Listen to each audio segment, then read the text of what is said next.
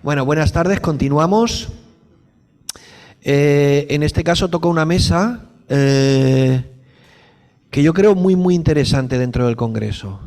Vamos a hablar de medicamentos huérfanos, que no sé si muchos de vosotros sabéis lo que es, no sé si la gente que nos está escuchando en sus casas sabe lo que es, y pensamos que es interesante empezar a conocer estos términos y empezar a conocer de qué se trata y cómo funcionan estos medicamentos huérfanos, cómo se regulan, qué son. Y vamos a hablar también de Orfanet.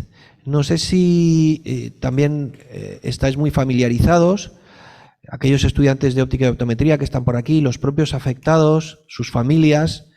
Conocer qué es Orfanet y qué podemos encontrar, qué nos ofrece para las personas que tenemos discapacidad visual y qué utilidad tiene, ¿no? Entonces, en esta mesa que va a durar en torno hasta las 6 de la tarde, hasta la pausa del café, me van a acompañar de un lado Marian Corral, que es la directora de la Asociación Española de Laboratorios de Medicamentos Huérfanos, y a la que le voy a hacer la palabra ahora mismito, y también Francesc Palau, que es médico del Hospital Sant Joan de Déu de Barcelona, es miembro del CiberER, es miembro del Comité Asesor de Expertos de la Federación de Asociaciones de Distrofias de Retina de España, y me dejaba algo, Francesc. Me he dejado algo. ¿Eh? Y alguna cosita más, pero bueno, me he dejado. Entonces, en primer lugar le voy a ceder la palabra a Marian Corral para conocer un poquito qué es esto, qué son estos medicamentos huérfanos y cómo se regulan. Adelante, Marian. Venga.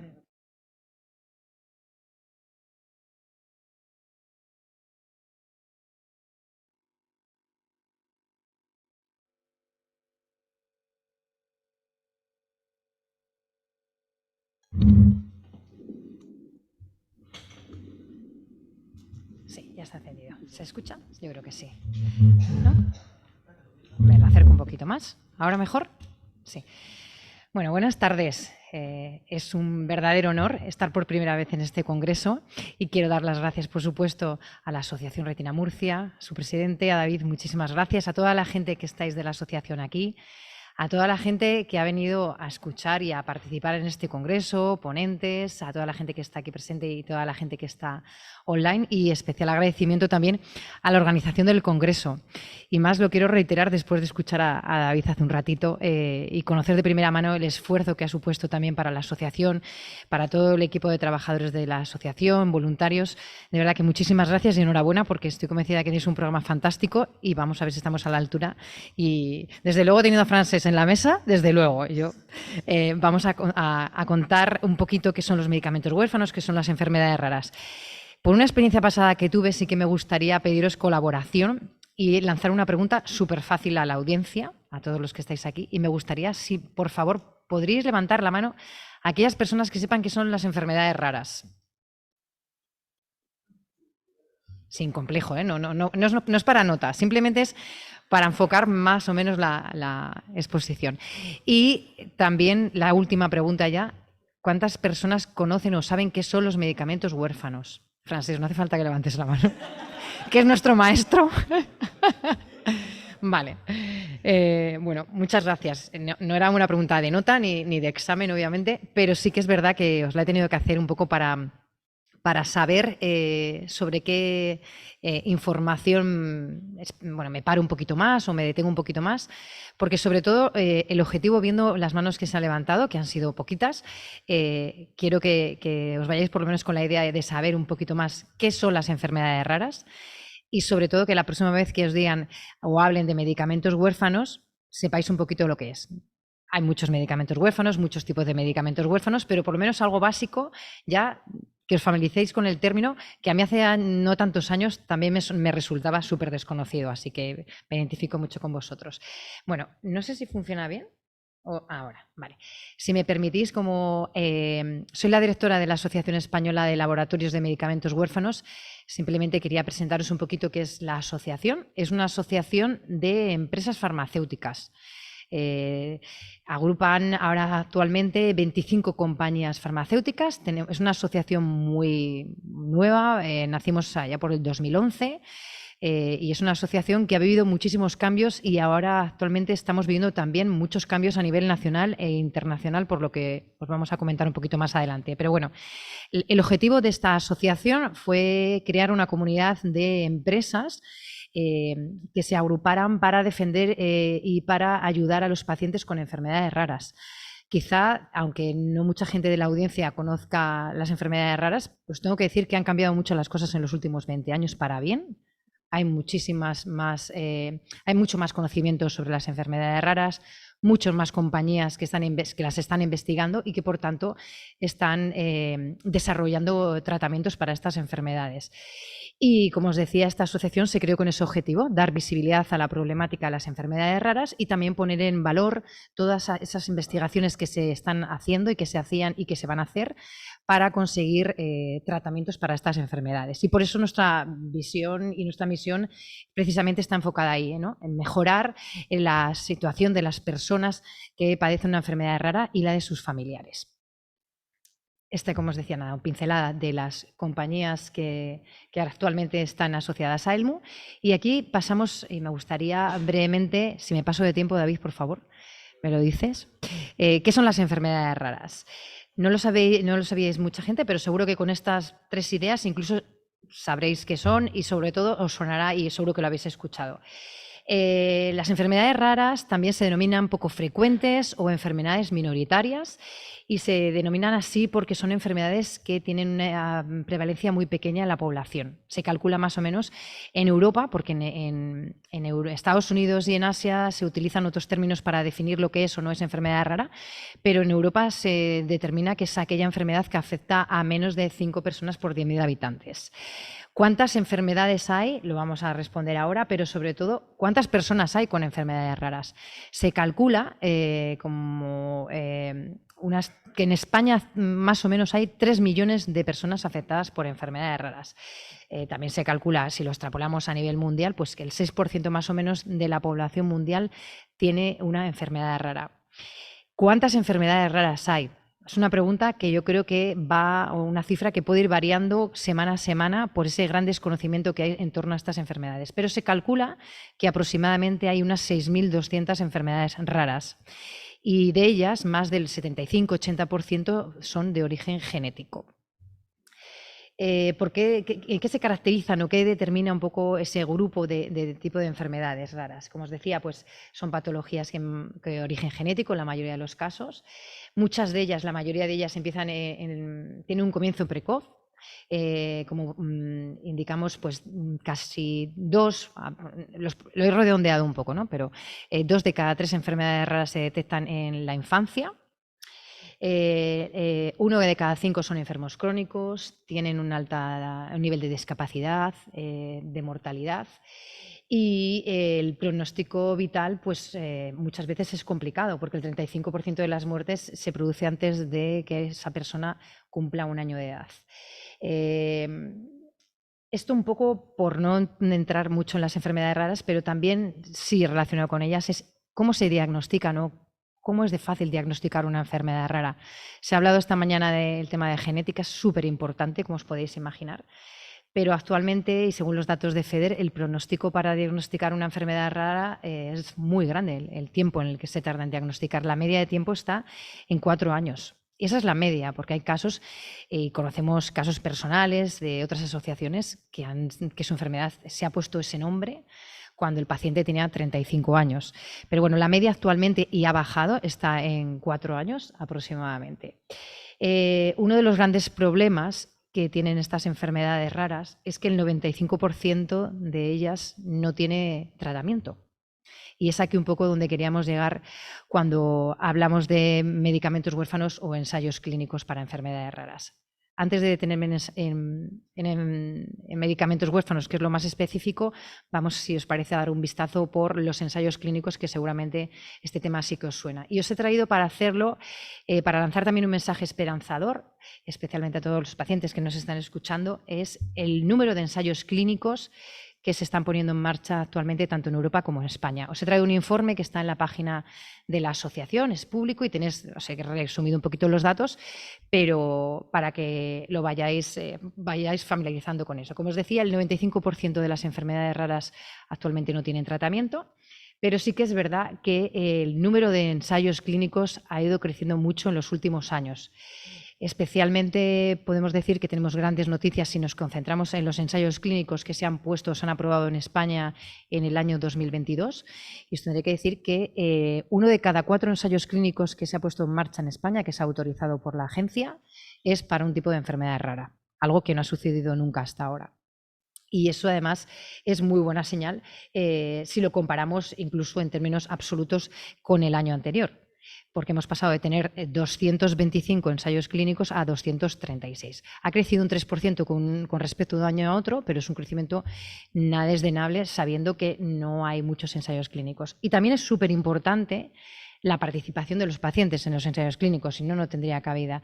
Y afortunadamente la participación de los ensayos clínicos se vio un poquito afectada, como os podéis imaginar, con todo el tema del COVID. Se recuperó mucho en 2021, pero sí que es verdad que ha bajado un poquito con respecto a 2022. En cuanto al número de ensayos clínicos y centros por comunidades autónomas, se concentran principalmente los ensayos clínicos en enfermedades raras en 4 comunidades autónomas: Cataluña, Comunidad de Madrid, Andalucía y la Comunidad Valenciana. Y por centros destaca el Vall d'Hebron, que participa en 101 ensayos clínicos, 70 la FE y 66 el Clínico de Barcelona. ¿Quiénes ponen en marcha los ensayos clínicos en enfermedades raras en España? Los datos yo creo que son bastante claros y en el conjunto global de todos los ensayos clínicos destacan principalmente los promotores privados, los que vienen la mayoría por la industria farmacéutica, y es algo que va creciendo año a año. Como os decía, aquí también es un resumen de lo que, pensando no solo en un año, comparando en 2 o comparando en 3, que el tema de COVID ha alterado un poquito, sí que quería traer algún dato de qué ha pasado desde hace 5 años hacia acá, de año cerrado. Y por eso quería comentaros, el incremento en ensayos clínicos en enfermedades raras desde el 2018 al 2022 ha crecido un 41%. Y la participación de los pacientes con una enfermedad rara ha crecido un 32% en estos últimos 5 años. Yo creo que son datos más, en lugar de fijaros en el dato individual del año, yo creo que nos hace más una idea de hacia dónde vamos si comparamos y tenemos el sumatorio total de los últimos 5 años, y de ahí que los datos sean bastante esperanzadores y queremos, por los ensayos que se están autorizando durante este año ya 2023, pues que posiblemente también tengamos el año que viene datos muy buenos al cierre de 2023. Los medicamentos huérfanos. Estoy pasando un poco de prisa. Por favor, si hay alguien que quiera hacerme una pregunta, incluso me atrevo a que me interrumpa, porque quizás son conceptos bastante nuevos y sobre todo ahora. Los medicamentos huérfanos son tratamientos que están enfocados a tratar una enfermedad rara, ¿vale? Es un término que no viene, obviamente no es un término que se utiliza solo en España ni en la Unión Europea, es un término que se empezó a acuñar en Estados Unidos en 1983. ¿Por qué? Porque podríamos llamarlo, para que todos nos entendamos, como una especie de etiqueta que se coloca, o nomenclatura que se coloca a un tratamiento y le permite tener ciertas diferencias a la hora de la autorización del medicamento. Porque esa etiqueta de huérfano también es una etiqueta que nos da a entender que tiene unas especiales características que son diferentes a los medicamentos que se pueden utilizar para otra patología con mayor incidencia, y sobre todo que hay más conocimiento. Como os decía, en España se empezó a utilizar hace unos 20 años, un poquito más ya, en el 2000 aproximadamente, gracias a que la Unión Europea creó un reglamento que lo conocemos como el Reglamento del año 2000 para medicamentos huérfanos, y de ahí un poco fue el origen de utilizar este término que dio origen también a nuestra asociación. Son medicamentos innovadores, muchos de ellos son de origen biológico, están destinados a establecer un diagnóstico para prevenir o tratar pacientes con enfermedades raras o, como os decía, minoritarias o poco frecuentes, y que la mayoría de los casos carecen de otra alternativa terapéutica. De ahí la importancia de hablar de una manera diferente de los medicamentos huérfanos cuando los comparamos con otros medicamentos de otras patologías. Muchas veces la llegada de un medicamento huérfano supone una esperanza para los pacientes porque hasta ese momento no han podido ser tratados de ninguna manera porque no había ningún tipo de tratamiento y quizá pues tenían otras alternativas, pero realmente no eran tratamientos. El desarrollo de estos medicamentos huérfanos es un gran desafío para todos, es un gran desafío para las compañías farmacéuticas, para los investigadores, para las sociedades científicas y también, por supuesto, para los sistemas sanitarios, pero es una oportunidad para los pacientes y eso también es un mensaje que nosotros queremos trasladar. No me voy a parar aquí, pero sí que para que lo entendáis un poquito mejor, me gustaría saber y explicaros cuál ha sido el impacto en estos 20 años de la llegada de los medicamentos huérfanos desde diferentes puntos de vista. Para la innovación farmacéutica ha conseguido, desde luego, que se hayan conseguido numerosos avances en investigación, hasta hace no mucho tiempo impensables.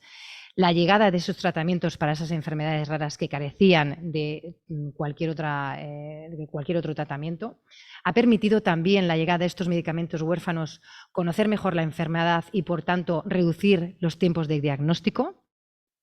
Y también, por supuesto, ha sido un gran reto y un gran avance para la investigación. Ha crecido un 88% en las investigaciones en enfermedades raras y han permitido que cada vez haya más ensayos clínicos en marcha en los diferentes países de la Unión, pero específicamente en España, con eso 1 de cada 4 ensayos clínicos para enfermedades raras. Y también, por supuesto, que haya muchos medicamentos huérfanos en desarrollo. Ahora entraremos un poquito más cuando hablamos del informe de AELMU. Pero también es importante entender qué ha supuesto para los pacientes la llegada de esos llamados medicamentos huérfanos. Pues, entre otras cosas, ha podido beneficiar a más de 7 millones de personas con enfermedades raras a nivel europeo, mejorando su calidad de vida y reduciendo también la carga familiar. Súper importante cuando hablamos de los medicamentos huérfanos, cómo han cambiado la vida de los pacientes, pero también cómo han cambiado la vida de las personas que están alrededor de los pacientes, porque muchas de esas personas que están al cargo de una persona con una enfermedad rara han tenido que parar su trabajo, han tenido que tomar una excedencia o directamente no han podido incorporarse nunca al mercado laboral. Y eso también repercute de una manera psicológica en la vida de estas personas. Por eso nos parece tan importante destacarlo. También, por supuesto, la llegada de estos medicamentos huérfanos ha cambiado la calidad de vida de los pacientes, reduciendo su sintomatología, el sufrimiento y también, por supuesto, reducir la mortalidad en muchos casos, en la vida de muchos pacientes y también disminuir el tiempo de espera para recibir el tratamiento.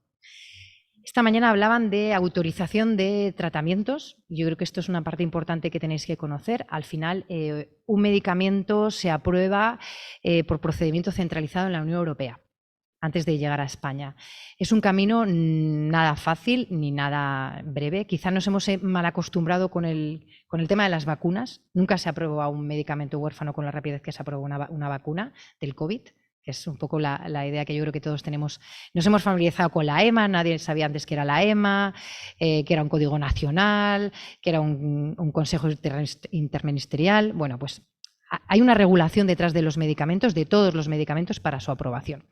Desde el año 2000, los medicamentos huérfanos tienen una serie de privilegios para que se agilice la aprobación de estos medicamentos y puedan llegar a los pacientes. Para que se apruebe un medicamento huérfano, y lo voy a pasar aquí, que creo que es más fácil para explicar para vosotros, desde que un medicamento huérfano se empieza a investigar hasta que puede llegar a un paciente, pueden pasar una media de 10-15 años. Hay una parte que está encajada en la investigación, en las fases preclínicas y clínicas, pero también hay una parte muy importante que es el tema de la autorización de ese medicamento para que pueda llegar a nuestro país. Y es también importante tenerlo en cuenta para que cuando escuchéis cosas como en España se tarda, que lo vamos a decir ahora, X tiempo en aprobar un fármaco, en Portugal está este fármaco pero en España no, en Francia está este fármaco pero en España no, o en España está este fármaco pero en Italia no. Es importante que entendáis que la aprobación de comercialización, la que permite que un tratamiento llegue a un país, es un tema de la Unión Europea, que es la que dice si ese medicamento cumple las condiciones de calidad, eficiencia y seguridad y, por tanto, permite que se comercialice en toda la Unión Europea. Una vez que ese tratamiento tiene la autorización de comercialización, puede empezar a llegar a cada uno de los países. Como hay 27 Estados miembros, nos vamos a centrar solo en España, si os parece. Para que un medicamento huérfano llegue a España, es responsabilidad de la compañía farmacéutica. Es la compañía farmacéutica la que decide si llega a España o no ese tratamiento. Y para eso tiene que solicitar a la Agencia Española del Medicamento un código, que viene a ser como un código de barras o un DNI del medicamento, que le va a permitir identificar ese medicamento y empezar con el proceso de financiación. Una vez que consigue el código nacional, que cada vez afortunadamente se tarda menos en conseguir, la compañía farmacéutica puede solicitar el precio reembolso al Ministerio de Sanidad, que seguro que esto también alguno lo habéis escuchado. Y se abre un proceso en el que, de negociación, de precio y reembolso, en el que la compañía entabla una conversación con el Ministerio para llegar a una negociación sobre el precio. Cuando esto va avanzando, finalmente llega a la Comisión Interministerial de Precio del Medicamento y esa comisión resuelve a favor o en contra de la financiación del medicamento, ¿vale? Si esto os da esta clase, bueno, esta presentación son un máster en la Universidad de Ciencias de la Salud o en Ciencias de Economía de la Salud, pero yo lo he traído un poco resumido aquí y os pido disculpas por ir tan deprisa, pero también una vez que el Ministerio da la aprobación y incluye en el nomenclátor y por tanto financia públicamente ese tratamiento pasa a las comunidades autónomas, porque en algunas comunidades autónomas se vuelve a reevaluar la eficacia y la calidad de ese tratamiento. Y una vez que están las comunidades autónomas, tenemos que ir al siguiente eslabón, que es los hospitales. Los medicamentos huérfanos, y esto lo tendría que haber dicho al principio, os pido disculpas, son medicamentos que son solo de dispensación hospitalaria. Y por eso el último paso es el hospital.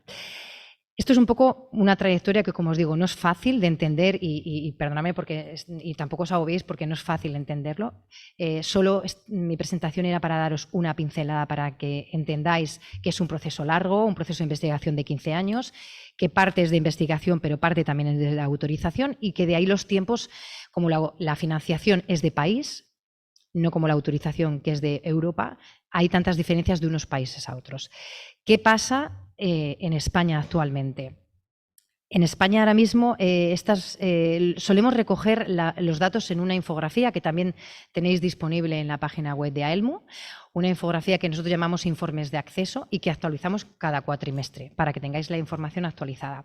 Quiero compartir con vosotros los datos que hemos actualizado en el último segundo cuatrimestre del año, con los datos cerrados a 31 de agosto, ¿vale?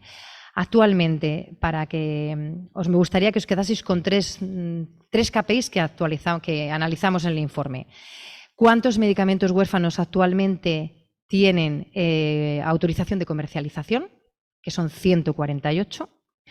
¿Cuántos de esos 148 han llegado a España? Que son 126. ¿Y cuántos de esos códigos nacionales ya están financiados en el Sistema Nacional de Salud?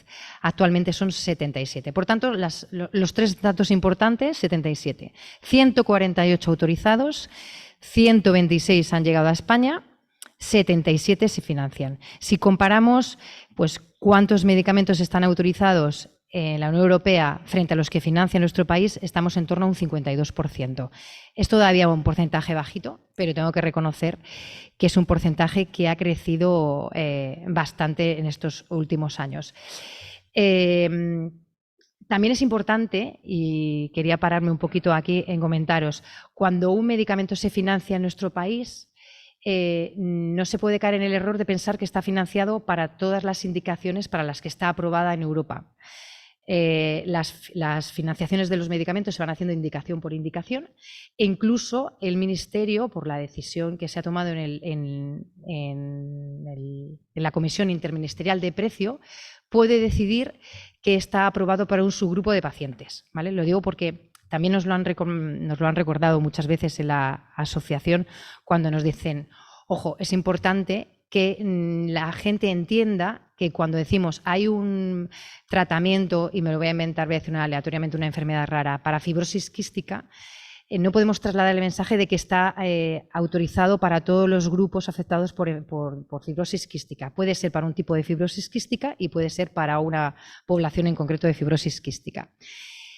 Independientemente de ese 52%, de medicamentos, que es muy importante y, como os decía, ha ido creciendo porque no hace mucho estábamos en el 47, 48. Es importante fijarnos en el tiempo que os comentaba antes, en la importancia del tiempo, y porque esto es una de las recomendaciones y reivindicaciones de AELMU. Es importante tener cuanto antes los medicamentos financiados porque es importante que el paciente los reciba, porque esos tratamientos muchas veces están demostrados su eficacia en función de cuándo lo recibe el paciente. Y seguramente la eficacia de ese tratamiento no va a ser lo mismo si un paciente puede ser detectado y recibir el tratamiento con 6 meses de edad, así lo recibe cuando tiene 4 años de edad. Y por eso quería quedarme con un porcentaje y una media de tiempo importante. Durante este año, esto es una cifra súper importante, es la primera vez que sucede desde que llevamos haciendo seguimiento de los medicamentos huérfanos. Durante estos 2 cuatrimestres que llevamos del año se han aprobado 16 medicamentos huérfanos. Cuando yo entré en AELMU, que no hace mucho, fue hace unos 3 años, creo recordar que se habían aprobado en un año 4. O sea que yo creo que es importante y es un esfuerzo, se reconoce el esfuerzo que está haciendo el Ministerio, las comunidades autónomas, la industria farmacéutica y, por supuesto, también el rol de los pacientes. Y que esto podamos estar hablando hoy de una cifra histórica de 16 medicamentos huérfanos y que estamos seguros que cuando acabe el año esa cifra va a crecer por los informes que ya nos van llegando.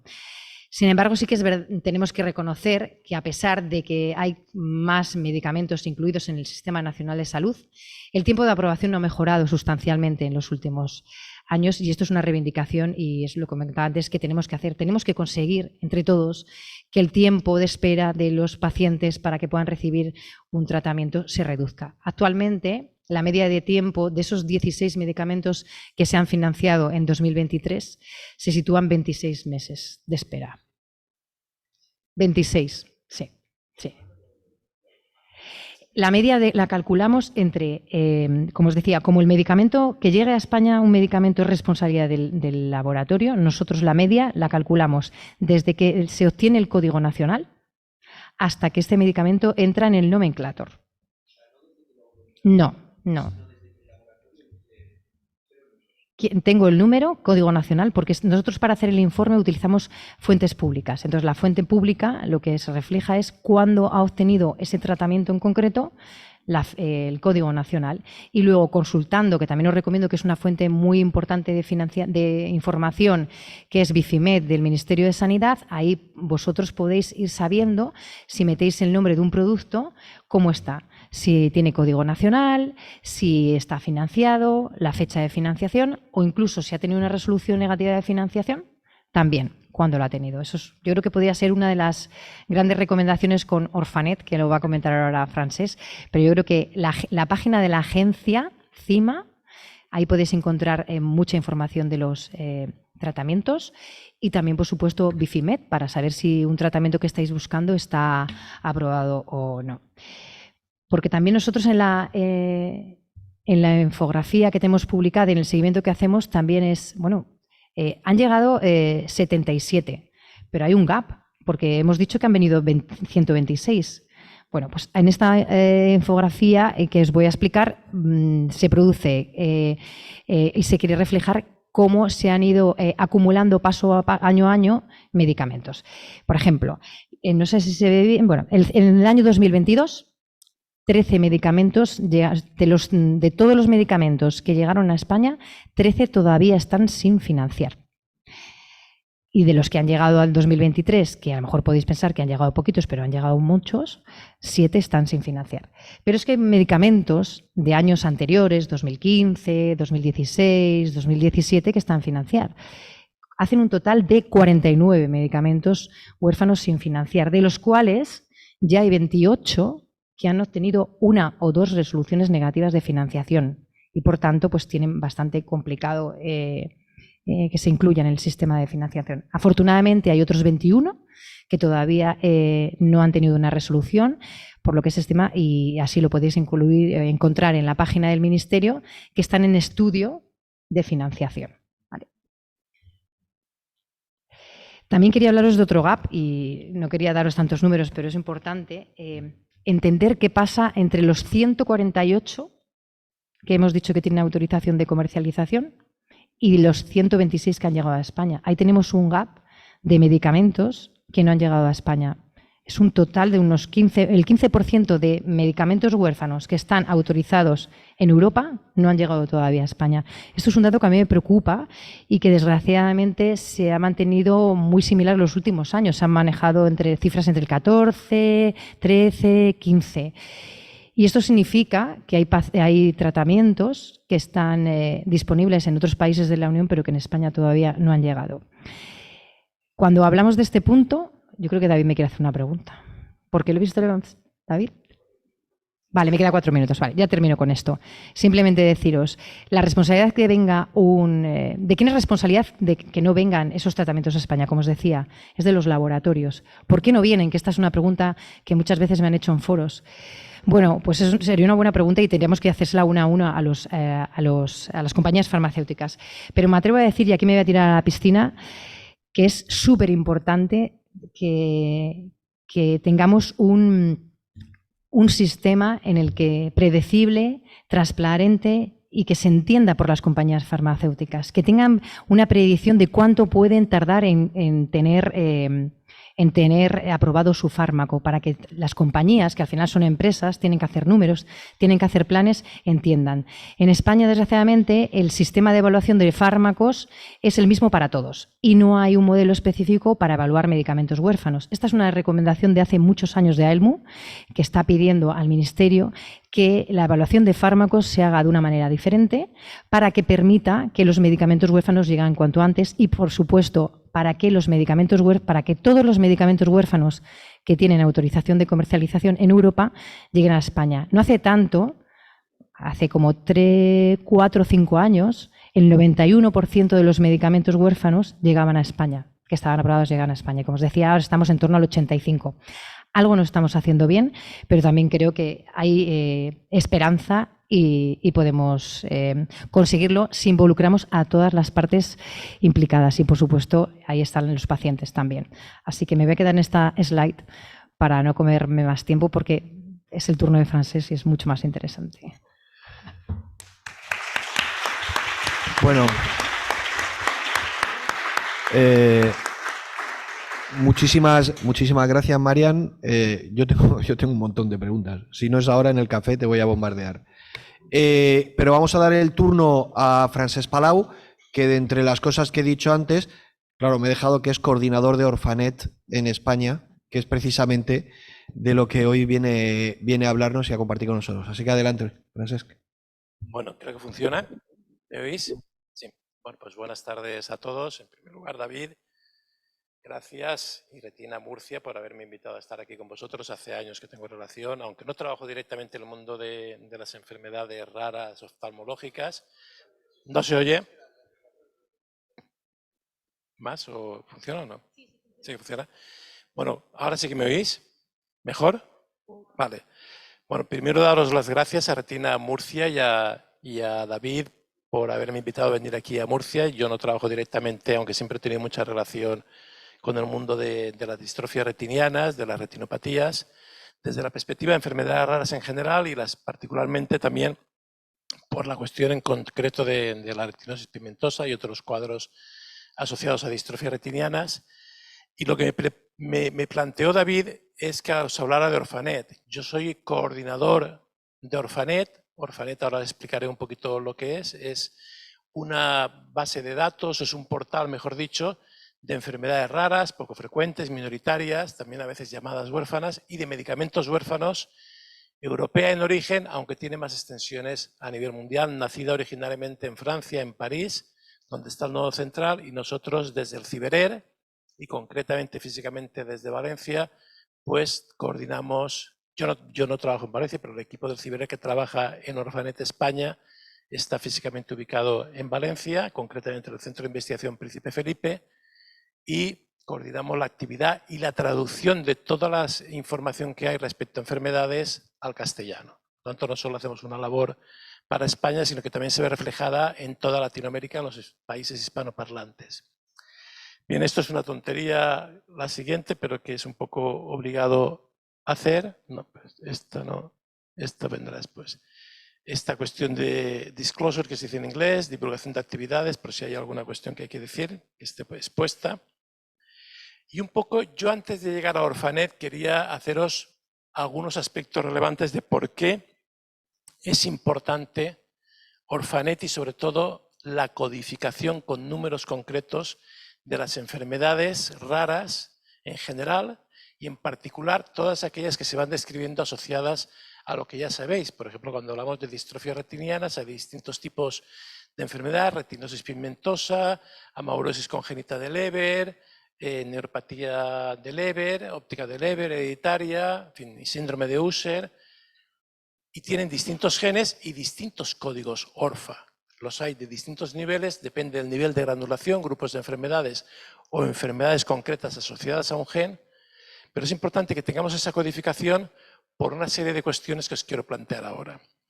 La primera que tenéis aquí es una manera global de intentar ver cómo desde la parte médica y la investigación biomédica, es decir, la parte asistencial, la parte que nos toca a los médicos y a los investigadores biomédicos, es cómo ver globalmente el manejo de las enfermedades, de las personas con enfermedades raras, de las personas que conviven con enfermedades raras, con una enfermedad rara, en lo que sería desde la perspectiva de la expresión clínica de la enfermedad a cómo conocemos su individualidad, el diagnóstico, cómo incluso nos importa la prevención a través del cribado neonatal, las terapias, es decir, el tratamiento y todo su desarrollo científico y la investigación propiamente dicha, incluida la formación en el campo de enfermedades raras, a profesionales, a pacientes y lo que veremos después también el propio empoderamiento.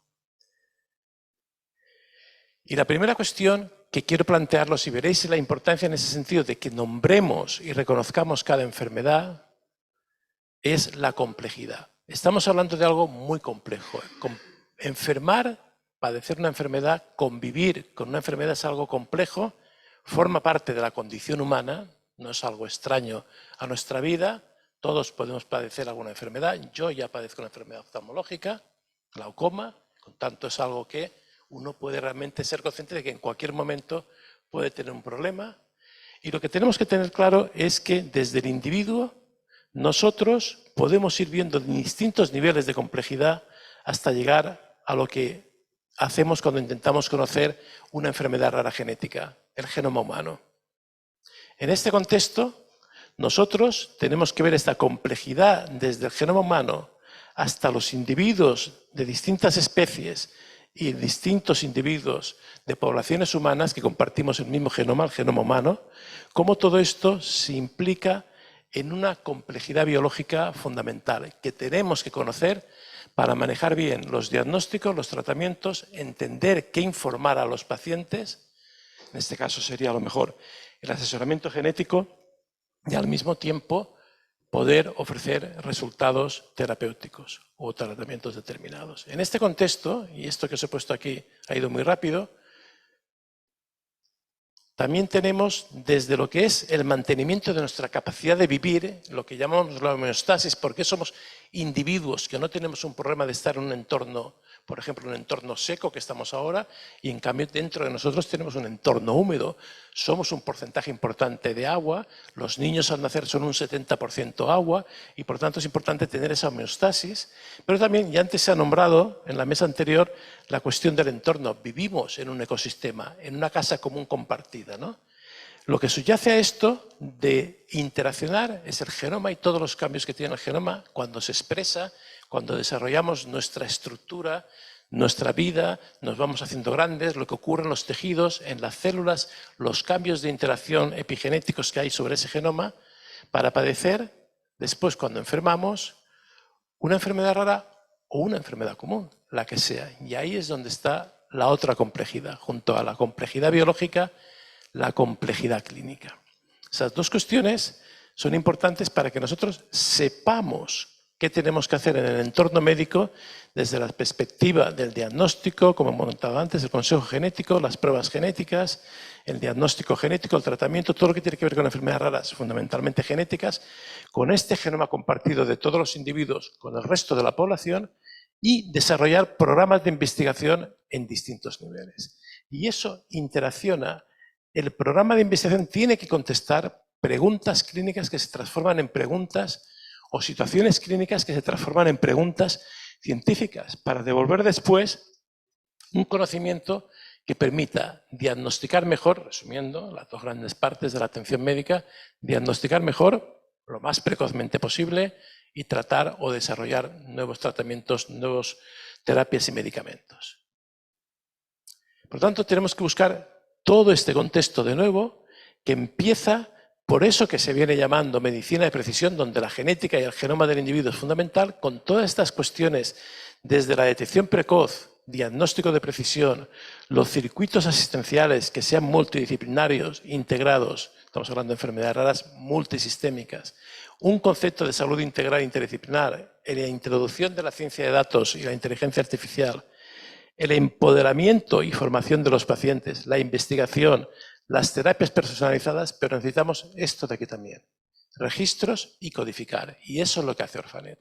No es perfecto, pero es el mejor sistema que existe en este momento a nivel mundial para poder codificar, más allá de la codificación o clasificación internacional de enfermedades de la OMS, la Organización Médica de la Salud, que es la estándar que hay que seguir, pero que no es suficiente para el mundo de enfermedades raras o minoritarias y por tanto eso nos hace falta.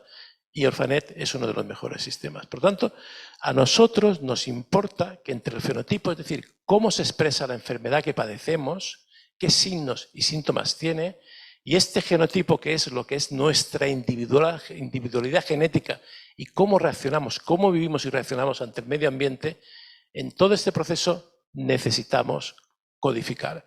Poner un nombre, por muy extraño que sea a veces, a una enfermedad y nos disguste a veces el nombre, es fundamental, porque si no nombramos las cosas, no se reconocen. Estamos acostumbrados a que se nos llame por nuestro nombre. Podríamos haber tenido otro nombre. Nos lo pusieron nuestros padres. Si queremos no lo podemos cambiar. Pero estamos acostumbrados a que se nos llame por nuestro nombre. Por tanto, para que podamos hablar de la enfermedad que padece una persona y que puede compartir, aunque la exprese distinta, con otras personas que tienen la misma enfermedad, necesitamos poner un nombre y eso conlleva tener un código. Por tanto, esto me lo salto porque yo no sé si es que he puesto otra diapositiva, que había quitado unas diapositivas. La idea es que en este proceso diagnóstico, los pacientes, las familias, esto es el acrónimo en inglés que ahora se utiliza, person living with a rare disease, personas que viven con una enfermedad rara, por la cuestión de que, en fin, de que no se padece una enfermedad rara, sino que se convive con ella, médicos investigadores, ¿y dónde está el diagnóstico en muchas ocasiones? Más allá de que se retrase, ¿cuál es el diagnóstico? Pues es una odisea en muchas ocasiones y nos importa, en este caso, un reconocimiento y codificación de la enfermedad y también algo que os nombraré al final, el problema que se está generando con toda la información que somos capaces de extraer de los genomas de los pacientes y encontrar información, pero que no podemos categorizar, decir exactamente si es o no la causa genética de esa enfermedad rara supuestamente genética. Y por tanto, entramos en lo que llamamos el significado incierto de las variantes genéticas o de la información de los análisis genéticos que disponemos. Bien, pues entonces entramos ya en Orphanet. Disculpad que estas diapositivas están en inglés, pero son las que tenemos todos los que presentamos cuestiones de Orphanet y están preparadas así. Es un portal que intenta dar respuesta para muchas cosas acerca de lo que es una enfermedad rara y de lo que son los medicamentos huérfanos. Hay más de 300 millones de personas, se estima, afectadas por una enfermedad rara en el mundo. Eso puede ser variable. En este momento, ya lo ha comentado Marian antes, a nivel de la Unión Europea, cuando hablamos de frecuencia, de prevalencia, que es el primer punto con el que hay que entrar cuando hablamos de una enfermedad rara no es solo su frecuencia y su prevalencia, pero es fundamental, entre otras cosas, para saber qué condiciones se les puede o no designar un medicamento como medicamento huérfano, y eso es fundamental. Pero lo que hay que tener claro es que tiene otras causas, o sea, tiene otros aspectos la enfermedad infrecuente o la enfermedad rara. Pero con todo, a nivel europeo es menos de 5 afectados por 10.000 habitantes, y esa es la que ha tomado también la Rare Disease International, con el apoyo también de la propia OMS, para que sea la común a todos los países del mundo, aunque es variable entre Estados Unidos, Corea, Japón, Australia tiene la misma, bueno, pero esa sería la compartida entre todos. En este caso, por tanto, Orphanet, que sepáis que está distribuida por muchos países de Europa con sus coordinadores, también está en Marruecos, Túnez, Líbano, Turquía, Argentina, Canadá, Australia, Japón, China quiere entrar también, y por tanto es un intento de poder aportar información, no solo la codificación, aunque me interesa mucho que entremos en eso y que sea lo más importante, sino también información acerca de toda la enciclopedia de enfermedades raras, unas 6.200, como decía anteriormente Marian, que disponemos de información, una información resumida para los pacientes, para los médicos, médicos generalistas, pediatras de atención primaria, también especialistas que quieran conocer más acerca de una enfermedad rara con un poquito de información inmediata y que además empezó ya hace bastantes años, 1997, en una unidad de investigación del INSERM, que es el Instituto de Investigación Médica de Francia, que está distribuido por toda Francia, pues en una unidad concreta en París, con Ségolène-Mémé, que transformó su unidad en esta unidad Orphanet y que en España se empezó a instaurar, a trabajar desde 2002 y el CIBERER lo tomó como centro organizador en 2010, en abril de 2010. Bueno, pues clasifica las enfermedades según una serie de criterios y como podéis ver aquí, hay 6.197, puede que ahora ya haya alguna más, de trastornos que tienen un código ORFA. El código ORFA, ORFA Code en inglés, ya sabéis que el inglés es la lengua franca internacional científica, los resúmenes se escriben en inglés, después se traducen. Bueno, y esto es lo que tenéis, aparte de estas enfermedades, todos estos genes ligados a todas estas enfermedades. X trastornos, más de 4.000 anotados, son códigos también ontológicos que intentan ser útiles para orientar, y los utilizamos mucho en la práctica clínica ahora, orientar qué es lo que pide un médico a la hora de qué vamos a buscar en el genoma. Son los códigos HPO, también en inglés, de ontología del fenotipo humano, es una manera de codificar los síntomas y los signos y otra serie de cuestiones. Como podéis ver, y esto es un orgullo, obviamente, están redactados mayoritariamente todo lo que se redacta en inglés respecto a las enfermedades. El segundo idioma es el español o castellano. Y lo hacemos en el CIBERER, lo hacemos desde Orphanet España. Y es algo importante porque no solo es para nosotros, es también para todos los países latinoamericanos. Yo creo que sí tiene una importancia muy grande. Por tanto, lo que tenemos, y ahora lo veréis después en castellano, tenemos una serie de servicios. Este es el servicio de enfermedades, de genes, de la información disponible más o menos larga de esta enciclopedia, pero también tenemos información sobre, obviamente, sobre medicamentos huérfanos, los orphan drugs. Tenemos un directorio también de organizaciones de pacientes, un directorio de profesionales e instituciones, de laboratorios, donde se hacen pruebas. Y todo eso se intenta ir actualizando conforme va pasando el tiempo, ¿no? Conforme pasa el tiempo. Pero los objetivos fundamentales son más amplios y, por tanto, lo que se quiere es esta nomenclatura de enfermedades raras única y multilingüal. En este momento, 9 idiomas originarios, todos ellos de Europa, obviamente, pero bueno, irá progresando en el futuro, donde quiere introducirse este código ORFA para cada una de las enfermedades. Cuando hablamos de enfermedad, código ORFA, hablamos sobre todo de no solo de enfermedad, de gran grupo de enfermedades, no hablamos solo de retinosis pigmentosa o distrofia retiniana, sino que hablamos también de las condicionadas por determinados genes, RP65, determinados genes de todos aquellos que condicionan distrofias retinianas, pero también un código para pacientes sin diagnóstico. Buscamos además participar en foros internacionales, como por ejemplo esta declaración, resolución de las Naciones Unidas sobre personas que viven con una enfermedad rara en 2021, que sea interoperativo con otros sistemas de codificación, que provea una visibilidad para los expertos y los pacientes, en fin, toda una serie de cuestiones que no voy a entrar a fondo, y también sistemas de investigación que ofrecemos en abierto, de acceder a la información para investigadores que tienen interés de conocer más acerca de todo esto. Y esta es la página web de Orfanet España, que es la que se abrirá directamente si entráis ponéis Orfanet en Google o en el tema que queráis, y lo primero que aparecerá no será Orfanet en general en inglés, sino Orfanet España, donde uno después puede seleccionar si quiere ir a la información en inglés o en cualquier otro idioma, y por tanto eso es muy importante. Este es el equipo, aquí el que menos trabaja soy yo hago otras cosas, aquí básicamente, Chema lo puede decir, yo he estado siempre de representante, aquí no, pero bueno, lo he hecho con gusto, pero el equipo es fundamentalmente Virginia Corochano, la doctora Virginia Corochano en Valencia, y el equipo de documentalistas, especialmente la que lleva muchos años con nosotros, que es María Elena Mateo. Aquí tendríais lo que uno hace cuando pone distrofia retiniana y busca. Distrofia retiniana es un término muy amplio, por tanto, subyacente a eso hay muchas más enfermedades que decir distrofia retiniana. Pero veis cómo aparecen 24 resultados con un código ORFA. Pero esto es un grupo de trastornos que hace referencia a distrofia corioretiniana aislada.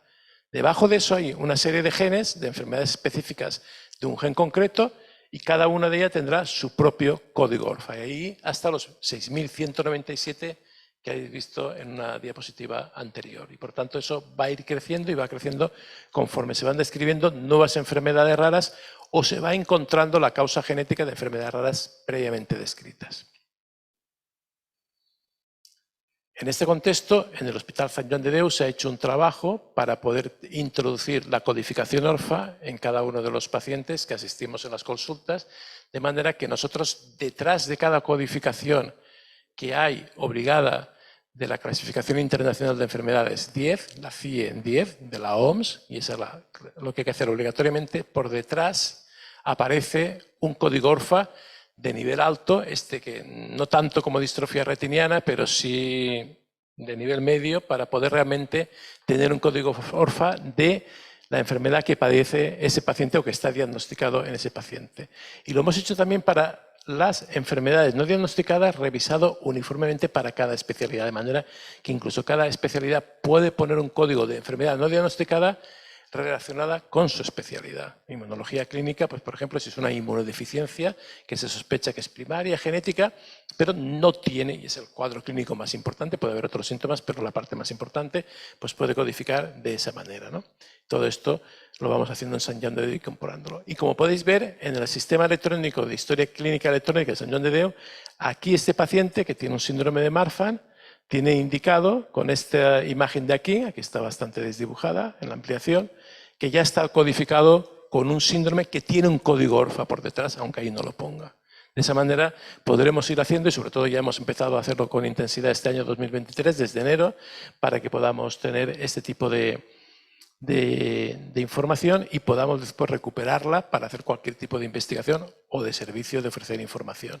Y como veis, es un intento de que algo que es más frecuente en África que aquí, que es raro, por las cebras allí son relativamente frecuentes, pero aquí no, pues cuando digáis cascos de caballos, pensar que alguna vez, pues eso, son cebras, y es muy importante que lo pongamos y lo reconozcamos en las historias clínicas de los pacientes, porque es el documento fundamental de la vida del paciente en el contexto de la enfermedad que vive o que padece.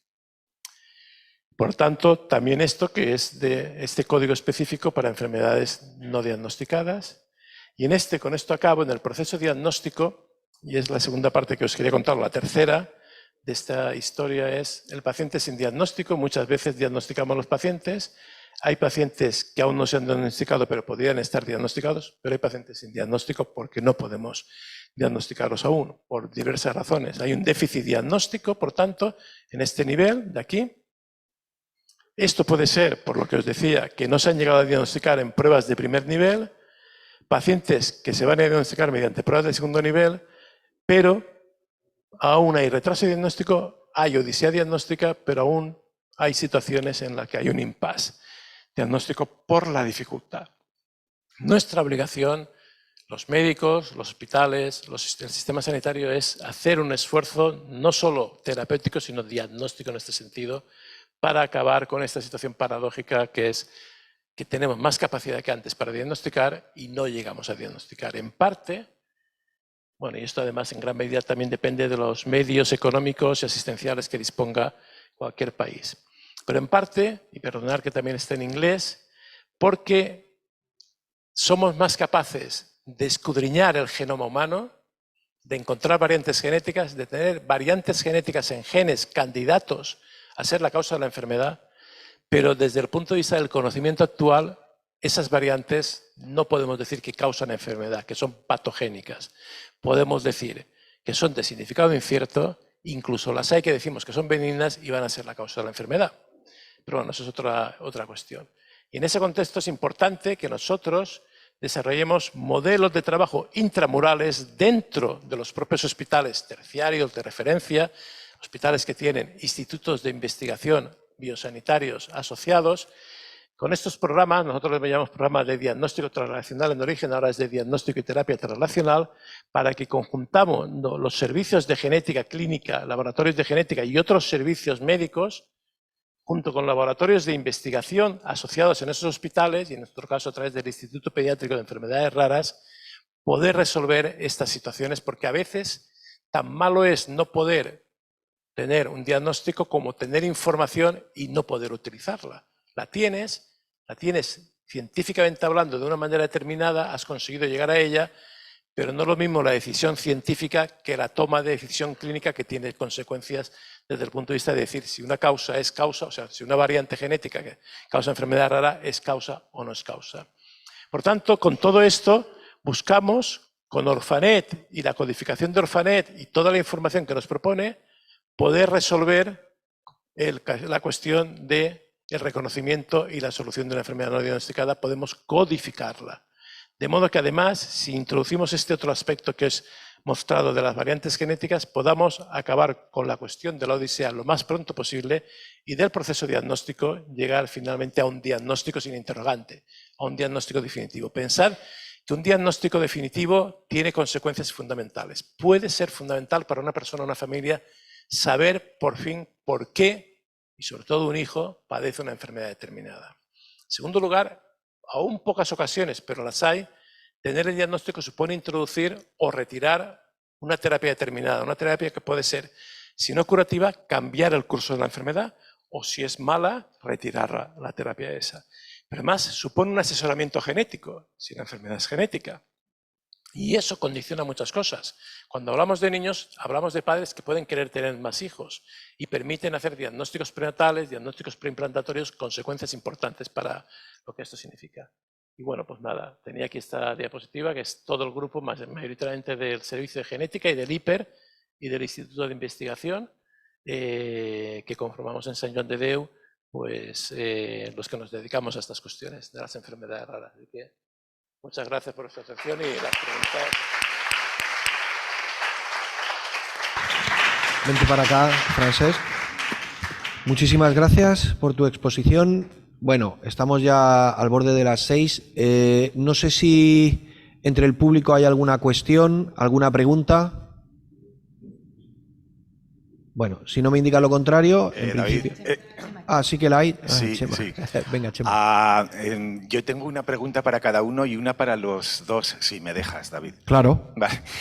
A ver, está claro que... Bueno, primero, muchas gracias por las dos intervenciones que han sido muy clarificadoras. Está claro que para que un tratamiento funcione lo mejor posible tiene que haber una detección precoz y una intervención precoz. Y mi pregunta para Marian es si hay mucha diferencia en el tiempo, ¿vale?, los plazos de autorización y de comercialización en España con respecto a países de nuestro entorno como Alemania o Francia. Vale. Hago las tres preguntas, ¿vale? Y luego a Paco, sabes perfectamente que hay un portal, ¿vale?, anterior a Orphanet, que es de los Instituto Nacional de la Salud de Estados Unidos, que es el OMIM. Dinos qué ventajas tiene Orphanet frente a OMIM. Y para los dos, por lo menos las terapias génicas que están saliendo ahora, Luxturna vale casi 800.000 euros. El Zolgensma para atrofia muscular espinal vale cerca de 2 millones. Afortunadamente, porque hay más, pero corremos el riesgo de que la sanidad pública colapse. ¿Qué pensáis que se puede hacer para evitar esto y que los medicamentos lleguen a todas las personas que les hace falta? Gracias. María, la primera. Contestas tú primero y contestas tú, y yo contesto.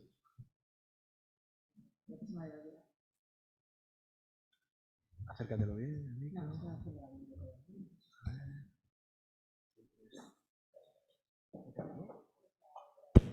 Ahora, tócale siempre. Sobre la diferencia de tiempos, efectivamente sí hay diferencia de tiempos de unos países a otros. Es un poco lo que he tratado de explicar por deprisa y corriendo. Es una clase de un máster. La manera de incluir los medicamentos huérfanos en los sistemas nacionales de salud son diferentes. Sí que es verdad que Alemania tiene un proceso mucho más ágil en el que el medicamento automáticamente entra y luego hay una regulación a un tiempo después, pero en España no. Y sí que es verdad que en otros países hay también Creo que nos sistemas. está, Está parpadeando. Creo que nos está. Toma.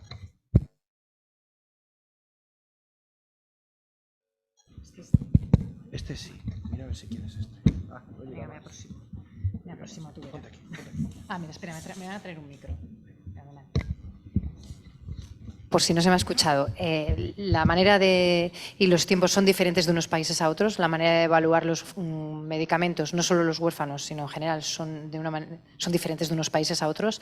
Y lo que sí es verdad es que hay sistemas o en países que favorecen el acceso temprano a este tipo de fármacos, como pueden ser los ATU, el sistema ATU en Francia, o como puede ser el sistema de Alemania, en el que el medicamento automáticamente entra y luego se hace una especie de revaluación económica desde el precio fijado con los resultados que se han obtenido durante el tiempo que ya está en el mercado el medicamento. Entonces, obviamente los tiempos son diferentes de unos países a otros y son oportunidades para unos pacientes con respecto a otros. De hecho, ahora mismo la legislación farmacéutica europea está en revisión. Es una oportunidad para todos los que estáis aquí por si queréis contribuir a hacer aportaciones, porque precisamente desde Europa reconocen que este es un problema que tienen que solventar.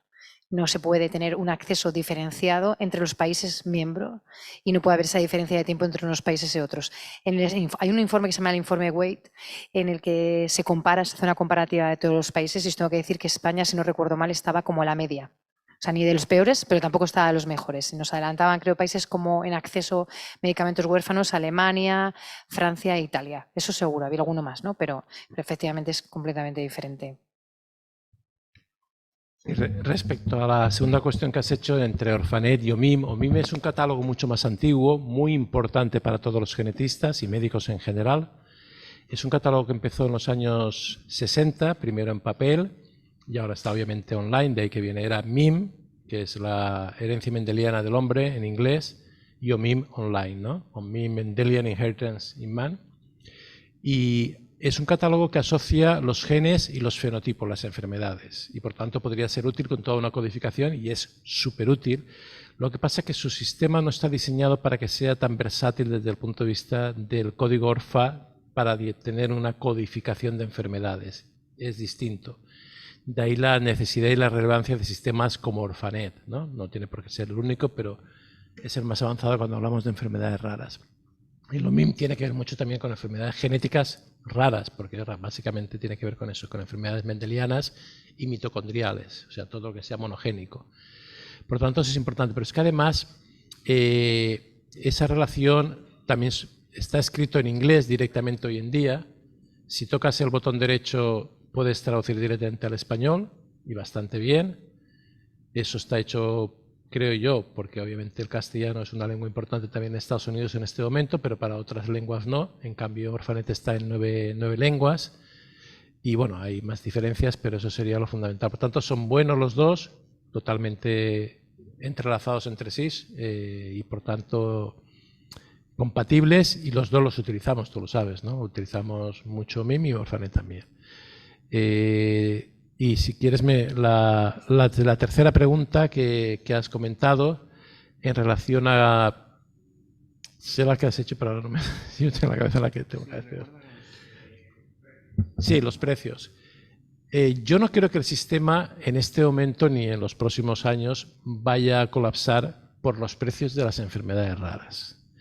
Porque aunque sean muy caros, hay dos opciones. Una, la negociación que tenga que haber con los laboratorios y las compañías farmacéuticas por parte del Ministerio de Sanidad para lo que es el reembolso y los precios de los medicamentos, y eso se puede forzar de alguna manera, sobre todo a nivel europeo, para que bajen esos precios. Pero aunque sigan siendo caros, por ejemplo, el Zolgensma, que es la terapia génica para la atrofia muscular espinal, pues cuesta unos 2 millones o casi, pues imagínate que costara 1 millón, sería estupendo, pero seguiría siendo mucho dinero. Pero claro, ¿cuántos niños tienen atrofia muscular espinal? ¿Qué porcentaje representa el tratamiento con terapias avanzadas muy caras per se del total que nos gastamos en el Sistema Nacional de Salud, que cubrimos con dinero público? Tú me lo corregirás, Marian, pero creo que un 2%, grosso modo. Entonces, eso no puede hacer que un Sistema Nacional de Salud y los sistemas autonómicos puedan entrar en una situación de no poder cubrirlo. Otra cosa distinta es que eso de repente los niños nacen, ¿no? Nacen, viven un tiempo sin enfermedad, muchos años, llegan adultos y padecen una enfermedad, o padecen la enfermedad casi inmediatamente a las horas o a los días, ¿no? O a las semanas, como la atrofia muscular espinal, ¿no? ¿Qué ocurre? Pues que cuando tú tienes un niño de estos que cae en tu hospital, el presupuesto preasignado para ese año en ese hospital terciario, pues la Reisaca aquí en Murcia, bueno, entiendo que Morales Meseguer también, pero la Reisaca sería el gran hospital murciano de referencia en términos de volumen y también de servicios, a lo mejor. Bueno, si me equivoco, que me perdonen aquí los de Morales Meseguer, porque... pues, ¿qué ocurre? Que no estaba presupuestado a priori. Y hay gente que se pone nerviosa. Pero eso es sacar las cosas de sitio, ponerse en una situación de nerviosismo fuera de lugar que no tiene sentido, y además no ver el valor, primero por la condición humana, que tú vas a tratar de algo que tenía un niño con enfermedad con atrofia musculoespinal, tiene un pronóstico de vida de 2 años. Hoy no es ese el pronóstico de vida ya, para la gran mayoría de ellos. O lo que ocurre con la fibrosis quística. Los que hemos hecho una residencia de pediatría en los años 80 sabemos lo que es un niño con fibrosis quística. Hoy eso no es lo que ocurre y hay tratamientos nuevos. Por tanto, eso hay que ser muy consciente de que cambias la historia natural y el pronóstico de pacientes, de personas. El futuro de ese niño y de esa familia. Pero además reduce, lo que pasa es que eso no está cuantificado y ahí tienen que entrar los economistas de la salud que hagan las cosas bien, no como algunos arquitectos que hacen hospitales que no parecen hospitales.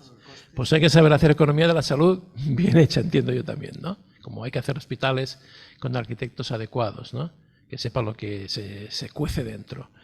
Pues aquí la economía de la salud también tiene que decirnos si realmente en pocos años, el coste real para ese niño o ese paciente o esa persona, también en adultos, va a ser menor porque va a necesitar menos pruebas, va a estar mejor controlado, ese coste proyectado, acumulado en el tiempo, no va a ser tan grande. Entonces, eso es lo que hay que hacer. Y lo que no hay que hacer es hablar por hablar porque me ha caído a mí este muerto en este momento. Eso ha creado algunos problemas, y hablando de la atrofia muscular espinal en concreto, algunos problemas en este país. Sí, yo totalmente de acuerdo con lo que ha dicho Francesc, no lo podías haber explicado mejor. Creo que también hay que... han venido muchas terapias, no me da tiempo a hablar en el informe, pero llevamos 2 años sin aprobar ninguna terapia avanzada en este país. Desde la última fue en 2021 y hay algunas que están esperando aprobación. Pero yo creo que hay que hacer un cambio de modelo a la hora de la evaluación y de la financiación, y también un cambio en la mentalidad. Y dejar de hablar de precio enfocado a gasto y empezar a hablar de inversión, que yo creo que Francesc lo ha dicho muy bien. Primero, es un precio que es un precio notificado que nunca es el final, desde luego, y además es un precio que nos llaman yo creo que hay una responsabilidad aquí para los medios de comunicación, que es lo único que sale en los medios de comunicación. La terapia más cara del mundo, y al mes que viene, la terapia más cara del mundo, 2 millones, y la gente se queda solo con eso. ¿Qué hay detrás de esos 2 millones? Porque efectivamente hay dos partes, un pre y un post.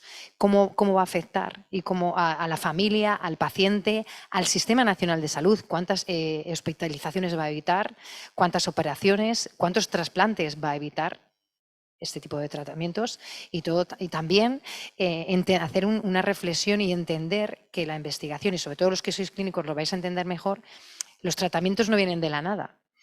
Hay años de investigación, gente dedicada absolutamente a esto, que ha dedicado parte de su vida al descubrimiento de nuevas terapias, y eso también hay que cuantificarlo. Entonces yo creo que, y con esto cierro, para que haya este cambio de mentalidad, yo creo que, como ya pienso en el congreso del año que viene, David, Sí. yo creo que una charlita con un economista de la salud que nos ayude a entender cómo se debe evaluar sobre todo este tipo de terapias que ha sacado Chema sobre la mesa, yo creo que os podría venir muy bien para que todos lo entendamos. Pues te tomo la palabra, ya lo pensaremos. Yo quiero agradecer tanto a Francesc Palau como a Marian Corral el que hayan estado hoy aquí con nosotros hablando de medicamentos huérfanos y hablándonos de Orfanet. A modo de reflexión quedan muchísimas cosas y esto daría para muchísimo más, pero por no retrasar, yo creo que estamos en un momento crucial. No sé si la terapia de la que hablabas, última terapia aprobada en 2021, seguramente pudiera ser visual, pero no voy a dar nombres, pero por ahí andaría.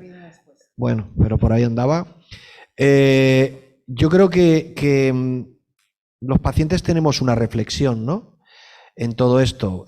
A nivel de lo que nos ha estado hablando Marian Corral en cuanto a medicamentos huérfanos y su aprobación, su autorización en Europa, su aprobación luego y financiación a nivel estatal, ahí efectivamente, como ella decía, tiene mucho que decir la Unión Europea, pero creo que en todo eso es donde yo esta mañana, no sé en qué momento de las ponencias, recordaba que el papel de los pacientes ahí es mínimo por no decir prácticamente nulo. Están los IPTs, algunas cosas así, pero pintamos muy poco ahí, ¿no? Y al final es cierto lo que Marian comentaba, la industria se dedica, es un negocio privado que tiene sus características propias.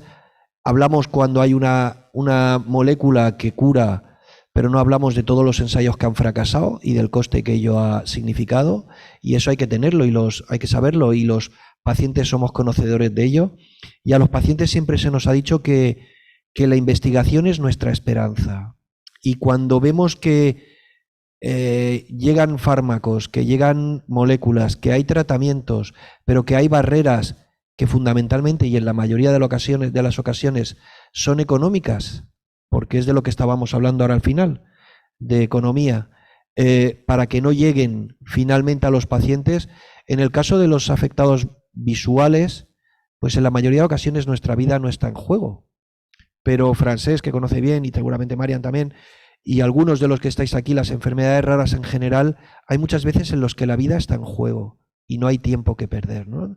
Por lo tanto, es una reflexión a tener en cuenta. Y en cuanto a Orfanet, a mí me gustaría que OMIN, esos otros códigos que existen, que pudiera existir a lo mejor una homogenización y que esas prácticas que, por ejemplo, San Joan de Déu está llevando a cabo, incluyendo el código ORFA, se pudieran ampliar a otros hospitales en Cataluña, en el resto de España, porque tenemos una carencia de data, de Big Data en el ámbito de las enfermedades raras y en el de las visuales, que es fundamental para nosotros en el momento en el que estamos. Es necesario para los que están investigando y para las farmacéuticas que están apostando por las enfermedades raras, y sobre todo es necesario para los que queremos que esos tratamientos, que esos 77 que decían de 148, Marian, se conviertan en muchos más, ¿no? Por lo tanto, hay esperanza, pero hay todavía mucho camino por recorrer y todavía mucho que debatir y que hablar. Pero bueno, no hay más tiempo. Muchísimas gracias a ellos dos y retomamos Retomamos a las 6:30, un ratito para el café, para ir al baño, y volvemos a las 6:30 más o menos.